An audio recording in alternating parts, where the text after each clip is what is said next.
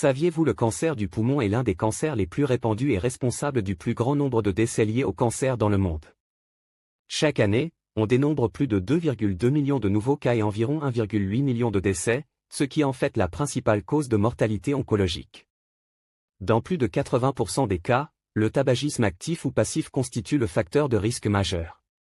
On distingue deux catégories principales, le cancer bronchopulmonaire non à petites cellules, CBNPC, qui représente environ 85% des cas, et le cancer à petites cellules, plus rare mais très agressif.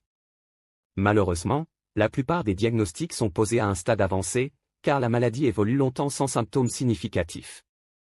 Les premiers signes peuvent être une toux persistante, un changement de la toux habituelle, un essoufflement progressif, des douleurs thoraciques, une fatigue anormale, une perte de poids involontaire, ou encore des crachats sanglants.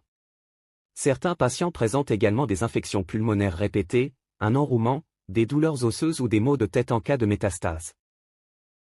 Le diagnostic repose sur des examens d'imagerie, notamment le scanner thoracique, le PET scan, ainsi que sur une biopsie permettant d'identifier le type exact de tumeur et ses éventuelles mutations génétiques. Les traitements varient en fonction du type histologique, du stade et de l'état général du patient. Lorsque la tumeur est localisée et opérable, la chirurgie constitue le traitement de choix, parfois suivi d'une chimiothérapie adjuvante pour réduire les risques de récidive. La radiothérapie, grâce à des techniques modernes comme la radiothérapie stéréotaxique, permet de traiter avec précision les tumeurs inopérables ou de réduire les symptômes dans les formes avancées. La chimiothérapie, administrée par cure, reste un pilier du traitement, notamment pour les cancers à petites cellules ou les formes métastatiques. Les avancées majeures des dernières années concernent les thérapies ciblées, prescrites pour les tumeurs présentant des anomalies moléculaires, EGFR, ALK, ROS1, BRAF, et qui offrent des résultats souvent spectaculaires avec moins d'effets secondaires. L'immunothérapie, qui stimule le système immunitaire pour attaquer la tumeur, a transformé le pronostic de nombreux patients en stade avancé, avec des survies prolongées et une meilleure qualité de vie. Lorsque la maladie est trop avancée pour un traitement curatif, une prise en charge palliative est proposée afin de soulager la douleur, faciliter la respiration, accompagner psychologiquement et maintenir le meilleur confort possible. La prévention demeure l'arme la plus efficace contre ce cancer. Le sevrage tabagique réduit drastiquement le risque, après 10 ans d'arrêt, celui-ci diminue de moitié.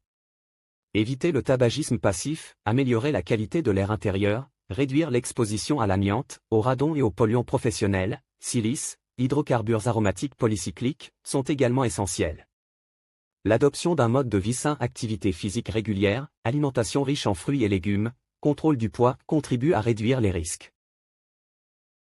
Dans certains pays, un dépistage par scanner à faible dose est recommandé pour les personnes à très haut risque, notamment les anciens gros fumeurs, afin de détecter des tumeurs précoces et améliorables par chirurgie. Grâce aux progrès médicaux, à la sensibilisation et à la prévention, la lutte contre le cancer du poumon continue d'évoluer vers des traitements plus efficaces et plus personnalisés, offrant aux patients de meilleures perspectives et une qualité de vie améliorée. Aimez, partagez et suivez-moi pour plus d'informations.